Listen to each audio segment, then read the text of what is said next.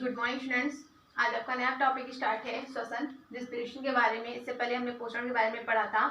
तो सबसे पहले श्वसन के बारे में जानते हैं। तो प्रत्येक जीव को, चाहे वो पौधा हो, जीव हो, जंतु हो या आपके सूक्ष्म जीव हो, उन सभी को जीवित रहने के लिए ऊर्जा की आवश्यकता होती है। और ये ऊर्जा कैसे मुक्त होती है? तो कार्बोहाइड्रेट का जब ऑक्सीकरण होता है तो आपके कार्बन डाइऑक्साइड, जल और साथ ही ऊर्जा भी मुक्त होती है। और किसी भी जीव को जीवित रहने के लिए, उनकी क्रियाओं को करने के लिए ऊर्जा की आवश्यकता होती है और ये श्वसन प्रक्रिया के द्वारा ही ऊर्जा मुक्त होती है। देखेंगे तो श्वसन एक ऐसी ऑक्सीकरण क्रिया होती है जिसमें जीव कोशिकाओं में जटिल कार्बनिक पदार्थों का विघटन होने से कार्बन डाइऑक्साइड और H2O का निर्माण होता है। अर्थात जीव की कोशिकाओं में जो भी जटिल पदार्थ होते हैं, जो भी जटिल कार्बनिक पदार्थ होते हैं, उनको तोड़ते हैं ऑक्सीकरण के द्वारा और फिर कार्बन डाइऑक्साइड और H2O का निर्माण करते हैं। और साथ ही साथ इस प्रक्रिया में ऊर्जा भी मुक्त होती है। आप देख सकते हैं कि C6H12O6 जो कि आपका ऑक्सीकरण पदार्थ होता है और साथ ही कार्बन 6 ऑक्सीजन उपस्थित होते हैं और टूटता है तो कार्बन डाइऑक्साइड, वाटर और ऊर्जा का फॉर्मेशन करता है।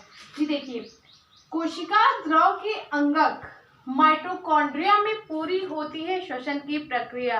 अर्थात पूछा जाता है कि श्वसन की प्रक्रिया कहाँ पे कंप्लीट होती है? तो श्वसन की जो प्रक्रिया होती है वो आपके कोशिका द्रव के अंगक, जो आपका माइटोकॉन्ड्रिया होता है, जिसे ऊर्जा का पावर हाउस भी कहा जाता है, वहां पे श्वसन की प्रक्रिया कंप्लीट होती है। और श्वसन क्रिया में जो ऊर्जा उत्पन्न होती है, उस ऊर्जा में जो कोशिका में उपस्थित एडीपी होता है, श्वसन की प्रक्रिया में जो भी ऊर्जा उत्पन्न होती है, कोशिका में उपस्थित एडीपी को एटीपी में परिवर्तित करने का कार्य करती है।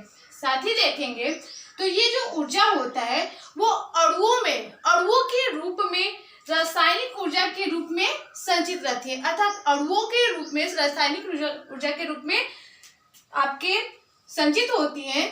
और ये रासायनिक ऊर्जा जो होता है, ये जो रासायनिक ऊर्जा तो वो श्वसन क्रिया के द्वारा कंप्लीट होता है। आगे देखेंगे और ये मुक्त होकर जीवधारियों में मिलती रहती है। अर्थात श्वसन प्रक्रिया के द्वारा आपकी ऊर्जा जो अणुओं के रूप में संचित है, रासायनिक ऊर्जा फिर परिवर्तित होता है और फिर जीवधारियों को ऊर्जा प्रदान करने का कार्य करता है। अब आपका जो नेक्स्ट टॉपिक है वो है आपका श्वसन के प्रकार। तो श्वसन, चाहे वो पौधों में श्वसन हो, मनुष्य में श्वसन हो या किसी अन्य जीव जंतु में श्वसन हो, वो दो प्रकार के होते हैं, आक्षिक श्वसन और अनाक्षिक श्वसन। नाम से ही आपको क्लियर हो रहा है कि आक्षिक श्वसन वे श्वसन होते हैं जहाँ पे ऑक्सीजन की उपस्थिति होती है और अनाक्षिक श्वसन वे श्वसन होते हैं जहाँ पे ऑक्सीजन की उपस्थिति नहीं होती है। आगे देखेंगे तो जो श्वसनीय पदार्थ होता है ऑक्सीजन श्वसन का, उसका पूरा तरह से ऑक्सीकरण हो जाता है।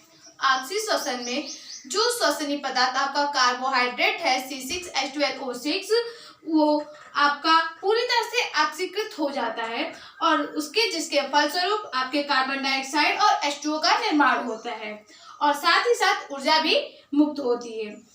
आप आगे देखेंगे तो जो आपका ऑक्सीकरण पदार्थ होता है या श्वसनीय पदार्थ होता है वो ग्लूकोज होता है और ग्लूकोज के एक अणु से 686 किलो कैलोरी ऊर्जा आपकी मुक्त होती है। आप यहाँ फॉर्मूला देख सकते हैं, C6H12O6 plus 6O2 goes to 6CO2 plus 6H2O plus 283 kilo calorie ऊर्जा। जिसमें आक्षिक श्वसन होता है उसे आक्षिक जीव या वायवीय जीव कहते हैं। आगे देखेंगे अनाक्षिक जीव। तो अनाक्षिक श्वसन में ऑक्सीजन की उपस्थिति अनिवार्य नहीं होती है और श्वसनीय पदार्थ का, जो आपका श्वसन पदार्थ होता है ग्लूकोज, उसका पूरी तरह से ऑक्सीकरण नहीं होता है, जिसके फलस्वरूप आपके कार्बनिक यौगिक का निर्माण होता है, जैसे कि एथिल अल्कोहल हो गया, आपका लैक्टिक अम्ल हो गया, ETC का फॉर्मेशन होता है। और ये जो अनाक्षिक श्वसन होते हैं वो कुछ सूक्ष्म जीवों में, बैक्टीरियाज में, यीस्ट आदि में उपस्थित होते हैं। साथ ही जीवों की गहराई वाले उत्तकों में पाए जाते हैं, अंकुरित बीजों में पाए जाते हैं और फलों में थोड़े समय के लिए उपस्थित होते हैं।